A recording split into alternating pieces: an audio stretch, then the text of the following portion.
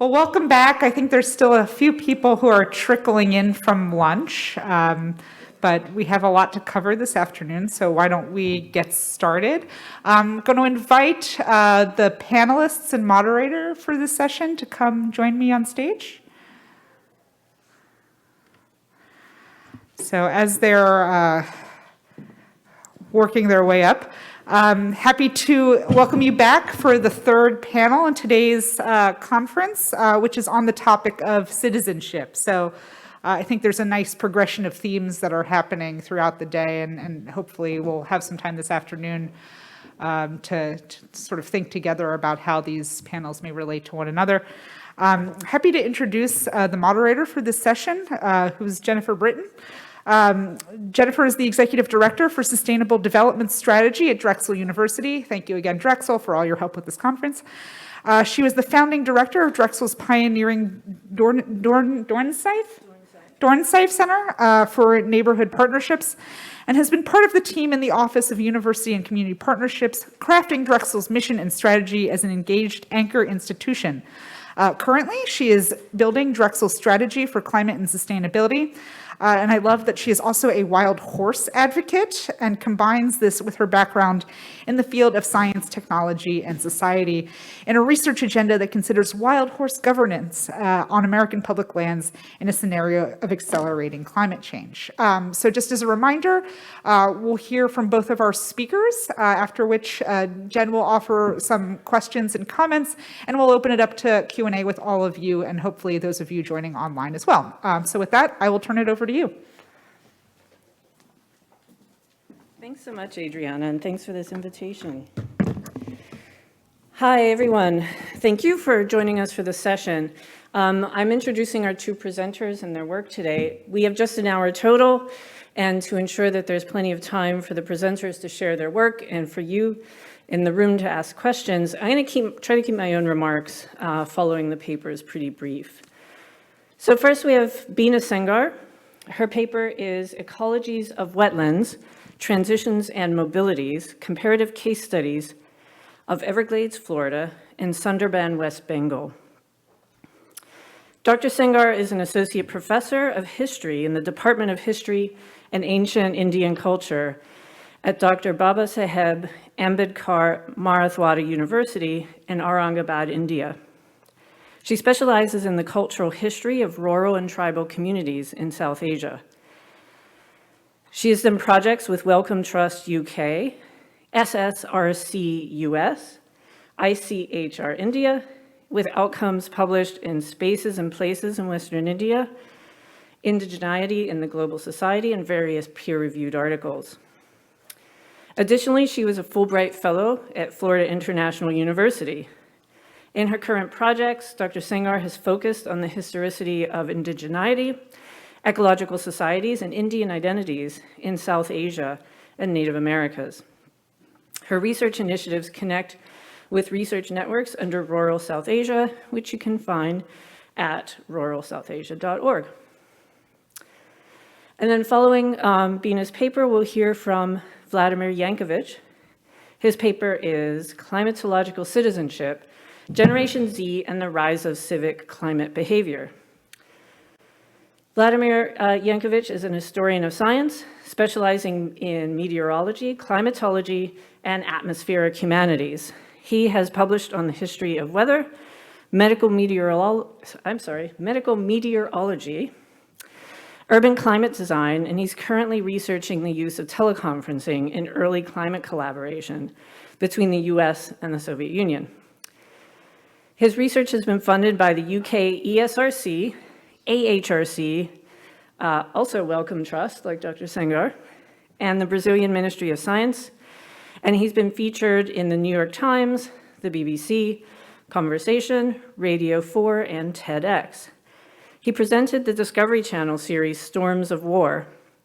He was past president of the Commission on the History of Meteorology and currently serves as chair of the history group at the Royal Meteorological Society. So welcome to our presenters, and if we could please begin with Dr. Sengar. Thanks.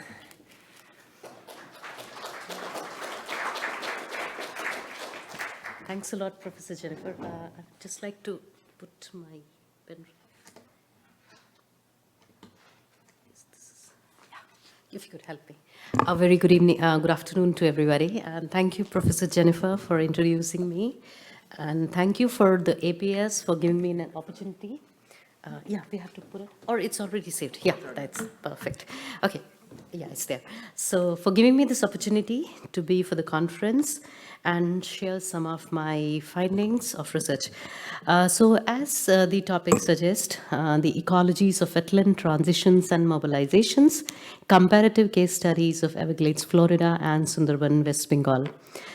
So actually this research is, it's like clubbing two different research projects and then comparing their findings. One of the ecologies of wetland, the case studies of Everglades, Florida, I did during my Fulbright fellowship in 2018-19.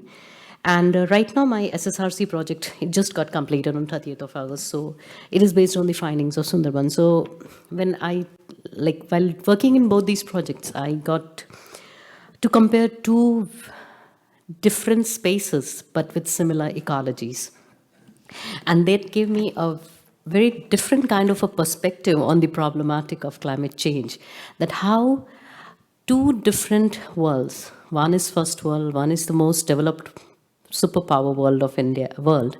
And on the other hand, we have one of the most deprived zones of the global south.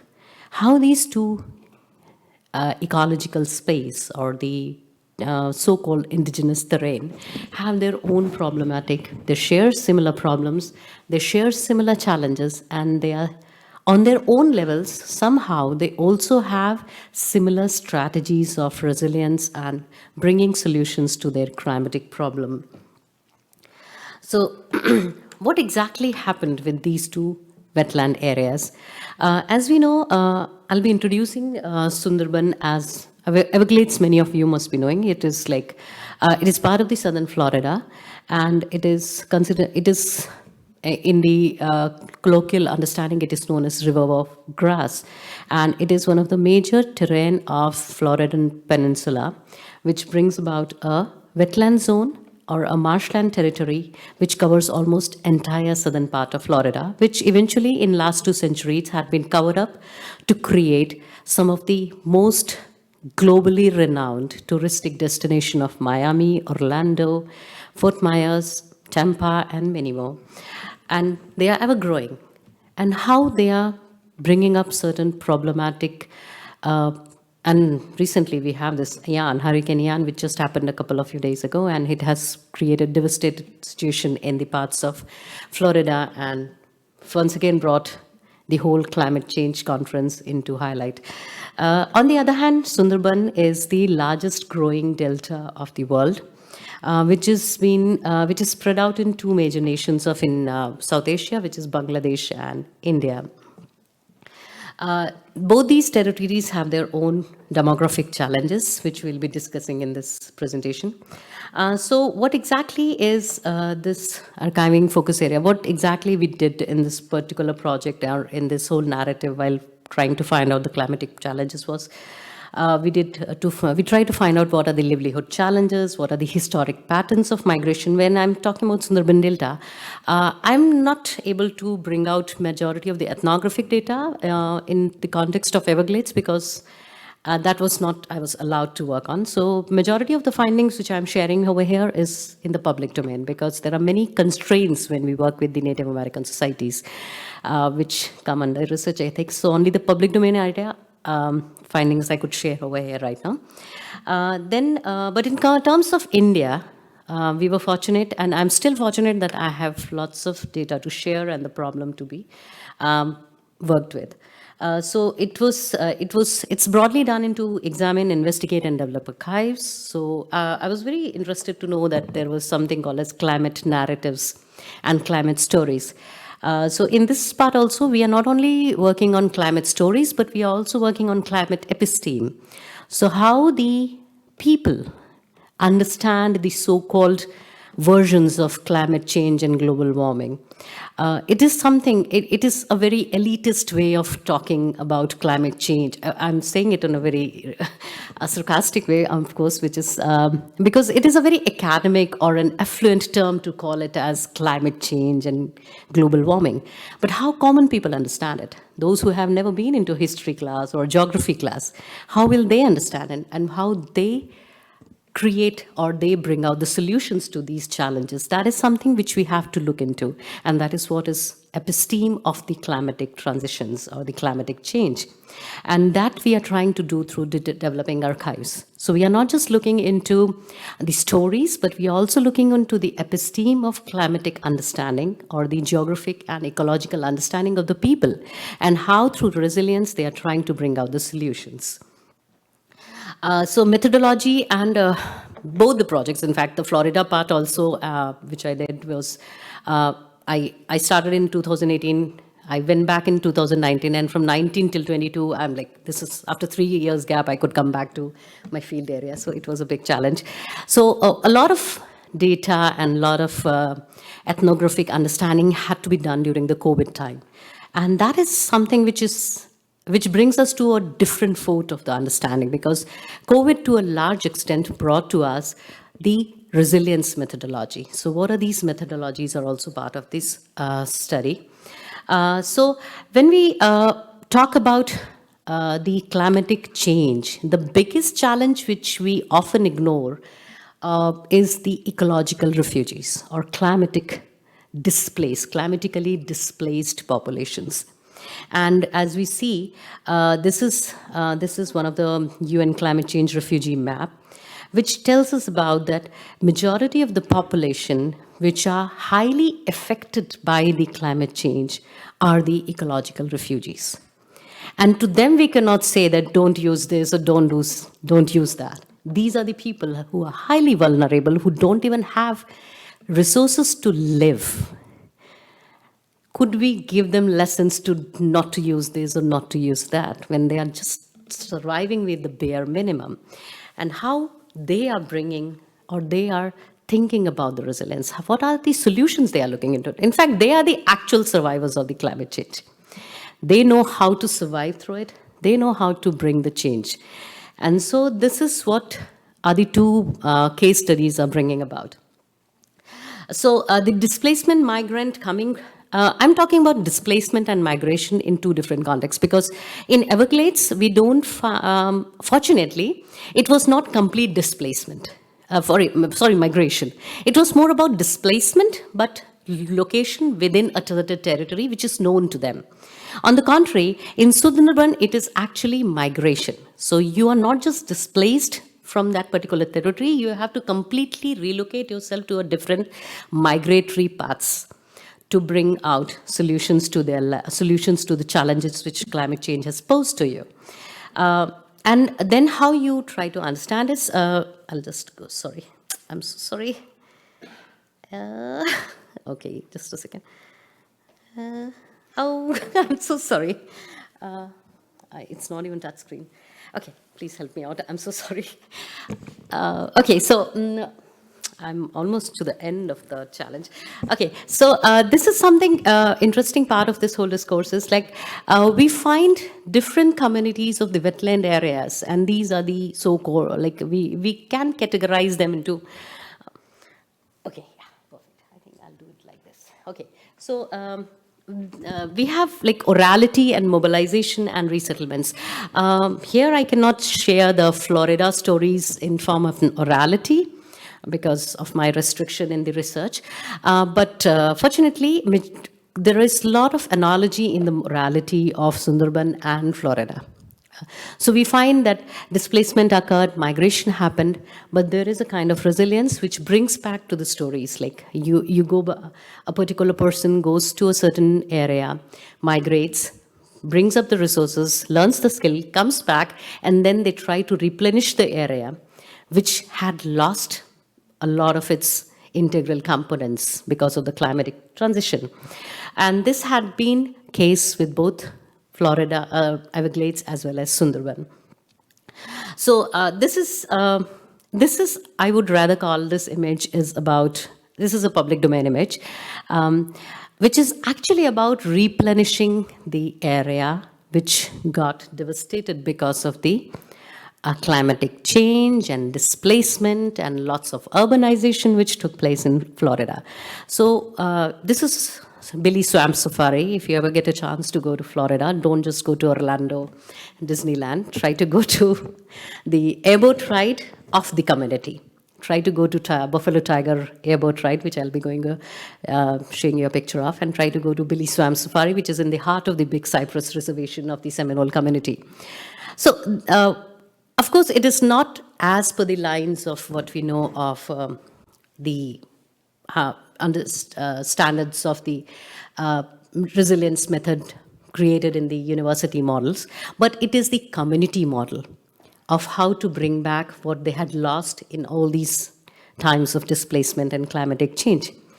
And this is some of the transition, reclaiming, and resilience. So now how the community is reclaiming. So once the community which was displaced because of the urbanization and forced displacement because of the urban models of the touristic development in Florida is now reclaiming the lands, they are redeveloping their areas, and they are bringing back some of their lost traditions in the southern parts of Florida. These are some, so as I was talking about Buffalo Tiger airboat rides, and these are some, so now we come back to the Sundarban model. So Sundarban model is like, I'll show you this map. So this is actually, as you could see, this is the highlighter. Yeah. So this is the region of Bangladesh and Kolkata. So this entire region, rather, from here till here, this is the largest delta region of the world. It is largest growing delta, Sundarban Delta, and it is one of the largest mangrove and swamp areas of the world. But because of the recurrent climatic challenges and recurrent hurricanes and cyclones, a lot of this population moves from this part of area to different parts of the India.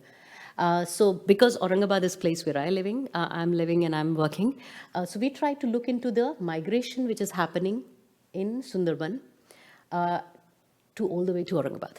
This kind of migration, fortunately, we don't see in Everglades or in Florida, because means of livelihood are possible in the hinterland areas, but not for these people. It is also because of the demographic pressure. So we come to different dynamics, like what are the conditions which bring out the, which force the displacement, what are the different causal reasons.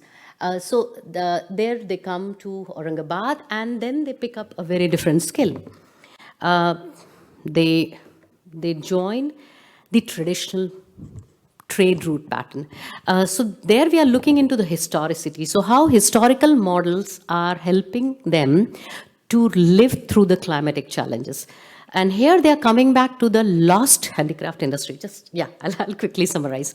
So they come back to Kasari Bazaar, and then they follow a memory path of migration. This is not something which was taught to them that go to Aurangabad or go to Bombay and you will get a livelihood. It is something which is passed on from one generation to another through a cultural memory. And then they come here and they work as artisans, and they develop crafts, and then they go back to their lands and they they rebuild the lost territories. They replenish the zones of climatic, which have been lost due to climatic challenges. And this is the silver lining, which we see that because of the community knowledge systems, how communities are rebuilding their lost models of ecological spaces. So this is something which, it's like reinstating traditions. This is also one of the places of Everglades, which we found that how communities are rebuilding themselves even in these challenging and the challenges which are posed by the changing climatic conditions. This is something which is an ongoing project. Some findings are already published, some are on way to get published. And we look forward to have more discussion. Thanks a lot for patience listening, and I'm so sorry for taking up some time, extra time rather. Okay, yeah, let me do it. I'm sorry. Yeah, thank you.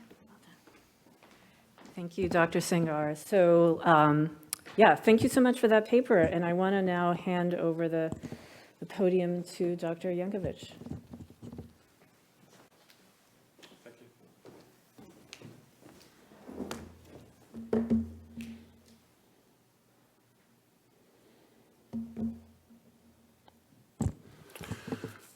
Right. Thank you, everyone.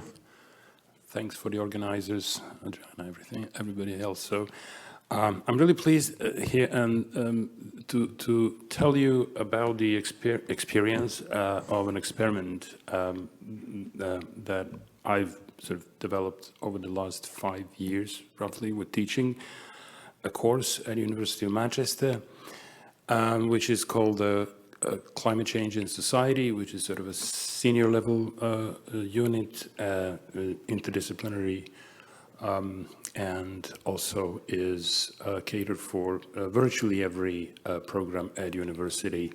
We have something called University College of Interdisciplinary Learning, which brings people from different programs. It's been running for about 5 years, and during the pandemic, one of the things that I wanted to do is to take the students away from the screen, given the screen time they were having due to the lockdown.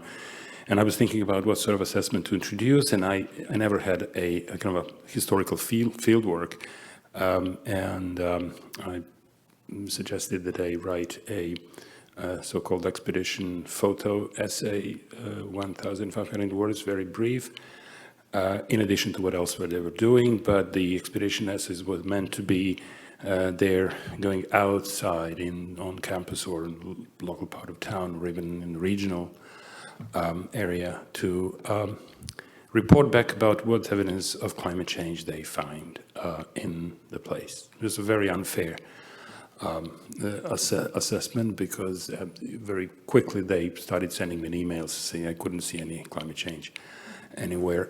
Tell me what to look for. So it was unfair, and it was meant to be that way partly because the argument that we were raising in the course was that if this is the largest ever environmental/social and political problem we ever had in probably the 21st century, then clearly the evidence should be overwhelmingly present around ourselves. It turned out that there was no evidence of it in the locations they were looking for, and they were also then realizing that they need to start to think about how to identify what counts as evidence of a global process.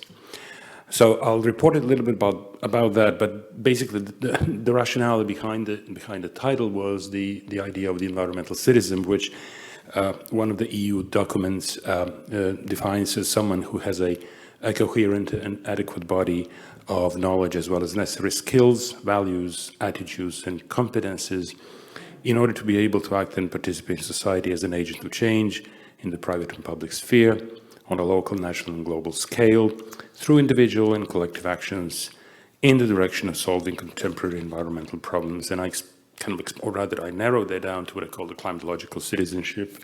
And so I think it's narrower in focus, slightly different in semantics. So I refer to climatological citizenship as a set of practices aimed at mitigating the causes and effects of climate change.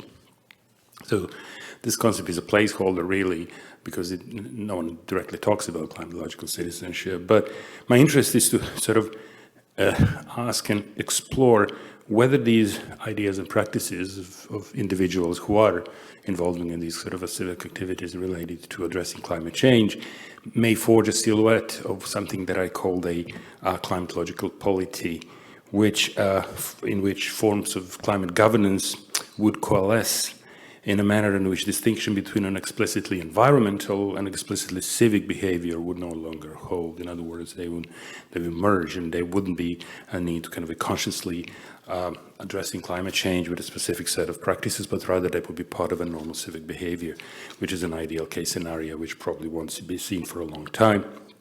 So I'm not interested in whether this behavior is good or bad. I'm interested in whether what we already see here today, particularly in the consumer choices in everyday life, do they translate to anything like that silhouette of the polity I'm describing. So I'm going to skip bits in here, and I'm looking at, I have about 5 minutes left.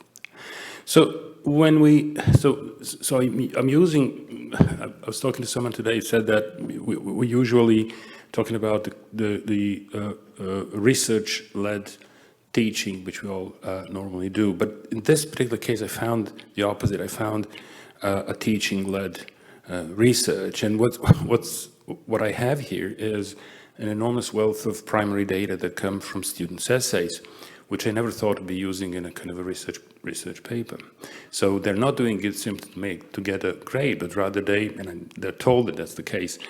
Their contribution is actually helping me to think about how they, as representatives of Gen Z and millennials, think about climate change. It's something that we don't normally get, and certainly not in this sort of a primary research. So my question in trying to complete this project was, do their claims have weight? Are they followed through? Are they genuinely transformative? And how willing are Gen Z to live a less affluent, a less mobile, less consumerist, less materialistic, less fashion-driven, and more minimalist lives? How likely are they to buy less, move less, taste less, and waste less?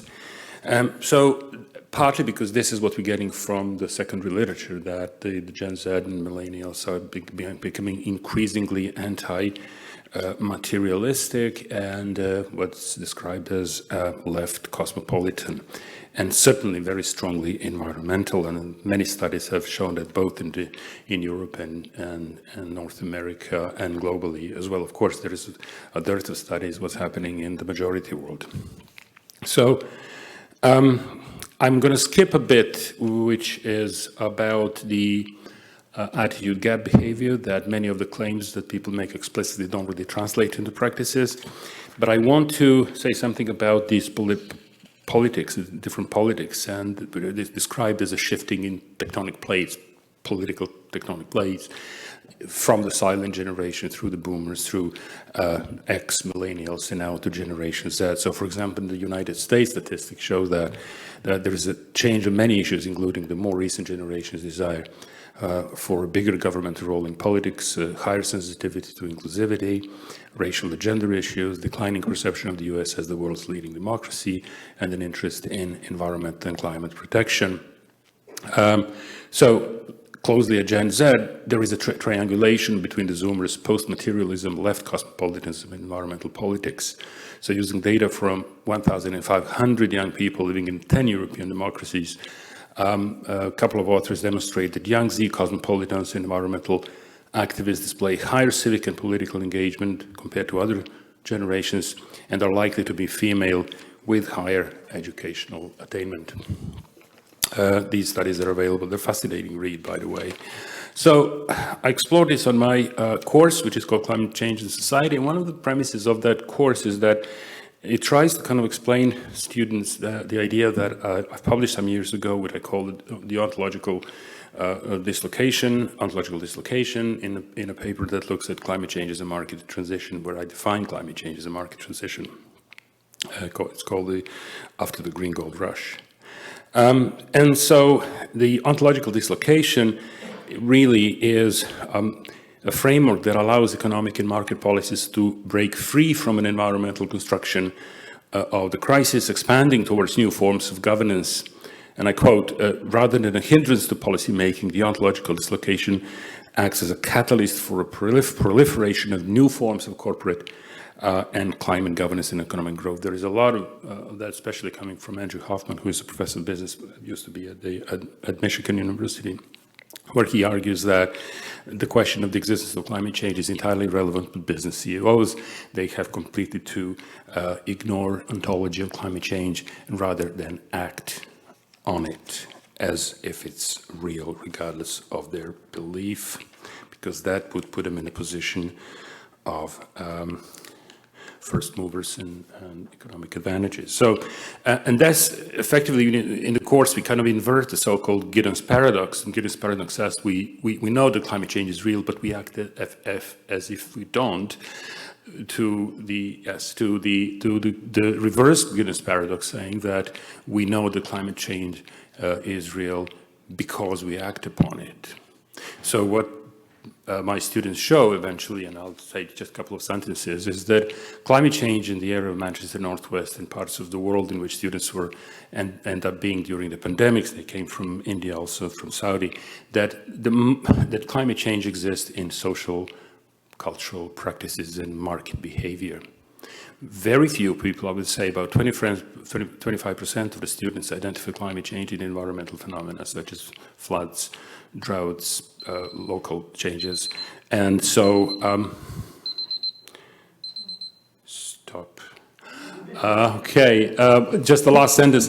We can talk about that later. The final bit, at exactly 10 seconds, all of them, without being asked, identify the problem that exists as the problems of capitalism.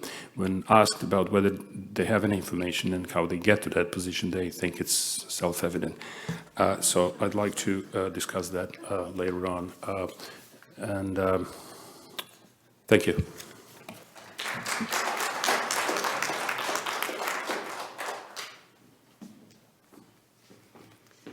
Thanks so much, presenters. These are such interesting conversations. So just a couple remarks from me. When I first downloaded the papers, these two papers, I thought initially that I had a real challenge on my hands in terms of finding what links them, because like at first glance, just from their titles, it is not really obvious what the common threads are. Like we have wetlands in Florida and the Sundarban, and we have Gen Z in Europe. But I think what we got here are two stories of transition and displacement, and they both carry, I think, some surprising nuance and complexity. In the Florida Everglades and in the mangrove forest of Sundarban, we hear what feels like a familiar account of displacement driven by climate pressures. Both the Seminole and Miccosukee people of Florida's marginal lands, as well as the people of Sundarban, have long occupied these spaces, where I note the geography itself is a transition between land and sea. Both of these groups have histories of movement away from and back to the places they currently call home. And Dr. Sengar's work uncovers these stories of resilience and success. I mean, clearly this is not an endorsement of climate change as a driver, as a sort of preferred driver of social connection, obviously. But what Sengar finds is that through these displacements, the people of Sundarban and the Everglades both find ways to retain, rebuild, and convey connection to their places and their community history. For Dr. Jankovic, we shift to a different kind of transition. It's certainly one for our attention, as we shift from the millennials who we're used to blaming for everything, right, to Generation Z, represented here by the college students that Dr. Jankovic works with. So we've got a generation of young people facing the implications of an unprecedented ecological collapse and the associated impacts on human communities and systems. And he explores where this huge shift in climate is taking them. How do they see their own identities as political actors in this scenario? And are we witnessing a displacement in notions of ecological citizenship as this generation grapples with the implications of climate change? He's working with what sounds like a goldmine of a primary source, these hundreds of student essays in which the students are charged with finding evidence of climate change in their region. The evidence they produce suggests such an interesting dynamic. We know climate change is here because we're doing things to respond to climate change. I am going to be honest here, it made me think about quantum physics. I read a lot of sci-fi. And the notion that the act of observation determines what a particle is doing. I was so reminded of that kind of a dynamic. But what Dr. Jankovic is bringing us here is a story of a generation that might be on the cusp of leading a transition in what citizenship means. So a couple quick notes to share my wish list for these two papers. For Jankovic, like I said, these student papers are such gold. I wanted to be able to engage a little more with your results. From analyzing the papers. Some quotes: what kind of language do the students use to describe their indicators of climate change? The work also resonates with my STS self. So I wonder if you have a possible link here to work like Elizabeth Cohen's in Consumer Republic, where she demonstrates, at least for the US, the ties between consumerism and citizenship. I also would love to hear more about how your work is situated in the citizenship literature out of the environmental political theory space. And for Dr. Sengar, this study, I feel like, could fit so well into the mobilities literature, which has just a rich set of framing sources that look at climate-driven migration and identities. And I'm thinking about Mimi Schella's work and others on mobilities in the Caribbean, of which Florida, southern Florida, is often considered part of the Caribbean and sort of socially and politically. I think both this mobilities literature could offer you some great positioning for work, and likewise, your study has a lot to offer the mobilities literature as well, and so I'd love to see some connections there. So those are my thoughts. We're not here to just listen to me talk. So I want to turn to some questions from the room, please. There was sort of my remarks were more remarks than questions, but yeah, feel free, totally. Yeah, thank you, Jennifer, for giving me these insights. You're very, when I'm looking into this Seminole and Mikoski, in fact, we have to understand that there is a lot to be offered by the migrant population. Because according to, there's another, two of my findings are already under publication. They are in press. Perhaps in a couple of months they will be out. Where I have tried to emphasize that a lot has been learned by Seminole and Mikosikos, because sometimes I may be contradicting because it may hurt, it may bring out certain problematic. But the communities from southern parts of Native communities have a lot to be shared with the other parts of Caribbean and the black population, in fact, the migrant black population. Which was freedmen in Florida to a certain extent. They contributed a lot in the replenishing the land and its ecology. And it definitely, I'll definitely go through the mini shores, mini shore if I'm not wrong. Mimi Scheller, Okay, I'll be in touch. We'll connect after. Yeah, definitely. So I will definitely go through those writings and bibliographic references as well. So there is a lot of ethnography which is actually need to be looked upon, which we often isolate when we study the communities. And Florida is one such rich place because we often talk about the northern parts like New York or Pennsylvania or Carolina, but the southern part of Florida has such a diverse communities and cultural acculturation kind of processes, which has a lot to be offered, and ethnography is something which need to be looked upon as well. Thanks a lot. I will definitely look into. I hope I'll get an opportunity again to go to my field, and that will give me further notes to work. Great. Thank you, Jennifer. A couple of things. This is the questions about citizenship. Of course, that's something that's going to be contextualized in the final production, and that's something I'm working on. I'm actually using this as more of a question mark if we're actually seeing something of that nature or not. So I'll have to find it out for myself. It's not foregone. As far as the language, it's interesting. The students were they wanted to sound academic because they thought it was an academic thing. But I said, I really would like you to get involved with this, and get engaged. So there was really kind of a whole spectrum of sort of idiom that I used, from anger to criticism to kind of addressing the hypocrisy of climate activism in some cases, especially those students who went to the kind of well-to-do neighborhoods and discussed this with locals who said we cannot afford to be climate activists because we have bigger fish to fry. So we have to deal with the daily life and something that you mentioned. A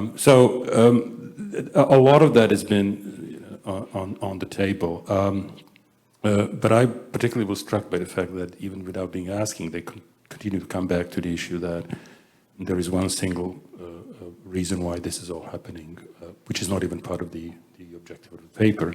And that's what I would like to expand in as to why are they, giving this unsolicited answer as if to sort of it's a proxy political act which kind of conforms to a lot of studies that show that about 70% people in the UK prefer socialism to capitalism, at least nominally, now, especially within the young generation, and that it continues within the older ones as well. So there is something going on which is interesting. Whether that translates or is it is just a matter of political consumerism, that's the answer to one of your other questions, and political lifestyle, and whether the corporations and the market will capitalize on this particular interest of stakeholders and transform this into kind of a new sort of field of accumulation, which I think it's already happening. David Harvey at one point says, are we seeing for the first time in history something that is going to undermine the systemic issues with the form, or because we've seen in the past that the capitalism has been able and the capital has been able to address many of the issues and assimilate itself. So I draw a picture on the first class, and I draw a kind of a big circle, two circles rather than circle. Inside would be nature/climate, and the circle outside of it would be the market. And the other one is the opposite. And I ask my students, what do you think? What is bigger? Is the market bigger than climate, or is climate bigger than market? Who is going to swallow what? It reminds me of the prince, of Little Prince and the elephant and the snake. Will the snake be able to swallow that elephant one more time or not? Yep. Okay, thanks. Thank you. Thank you both. I personally am delighted by the idea that the students are like, yeah, of course it's capitalism. Why are you even asking? But that's great. We have a question here. Thank you both for your great remarks and your papers.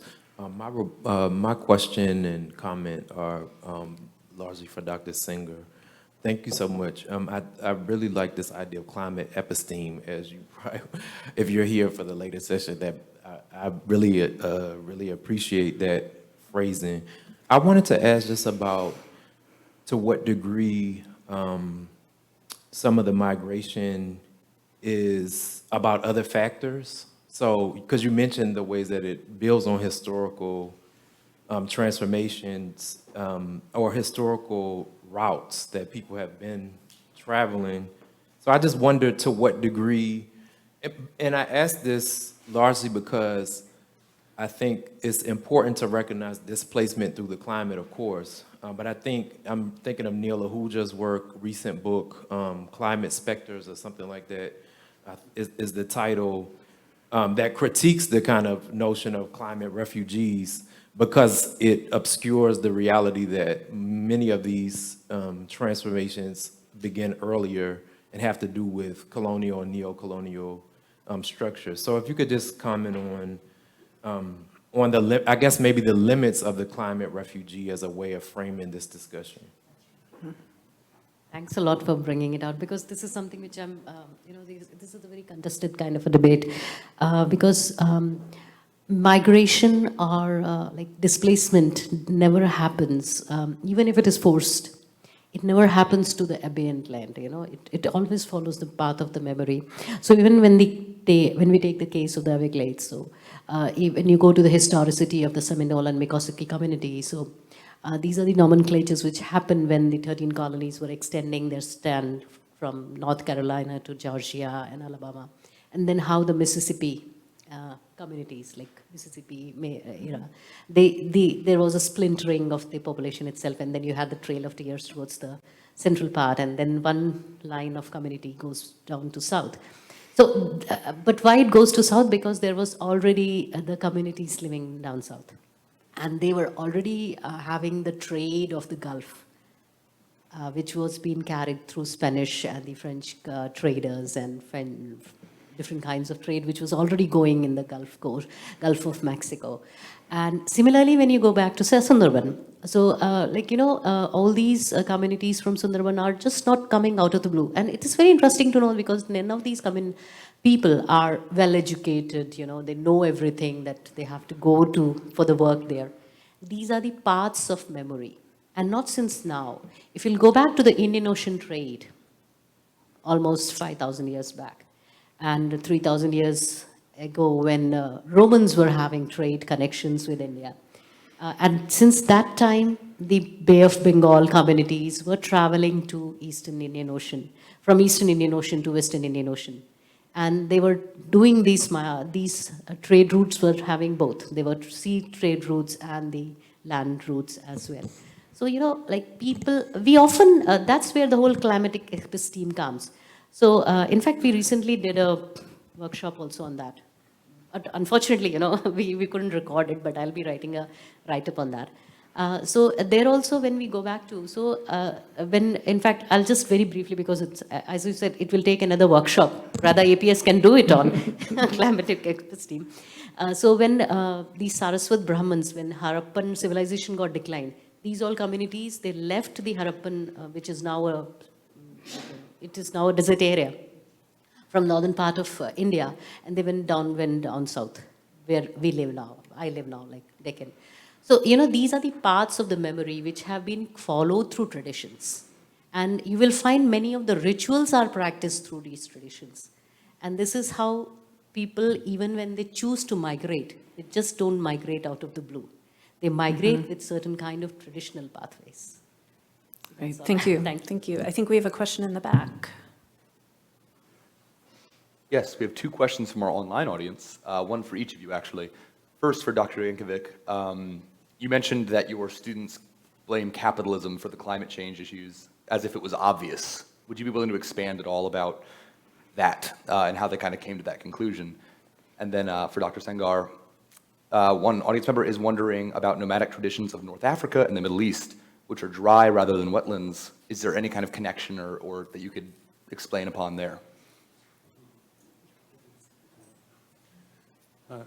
Thank you, Nathan. Yeah, that's a great question. And the reason why I don't have a full answer to that is because they don't say anything else. But that they say it almost like a pledge of allegiance, as opposed to the values that are opposite to values of neoliberalism as they define it. And so they're quite up in the arms, at least where I teach. I don't know whether that translates in other places, in European countries. It would be interesting to do the sort of a cross-country comparison and see whether there's something like that exists in this country or Canada or other places as well. And also whether it exists in the global south would be a far more interesting question, I think, to ask. There were plenty of Chinese students who don't say that. That's another interesting thing. Very interesting. Just in the interest of time, can we hand it to Dr. Sengar? In fact, we have to look into all these wetland migration pathways. You know, I think these are, we have been looking climate change from a very topical perspective. We have to look through the community perspective. And that perhaps is one of the major pathways to bring the solutions. So as you rightly commented on my paper, where like, it's not about justifying climate change, it's about seeking solution through common people's perspective on climatic change. So Africa is one, like it's not a monolithic entity itself. There are so many communities living, nations and identities living within Africa which need to be explored. And that is itself is going to be another conference. Thank you. All right, I think we're going to wrap it there. I want to thank our presenters for their terrific work and for coming and sharing that today. And for everyone here for your attention and your good questions. And thank you. Thank you.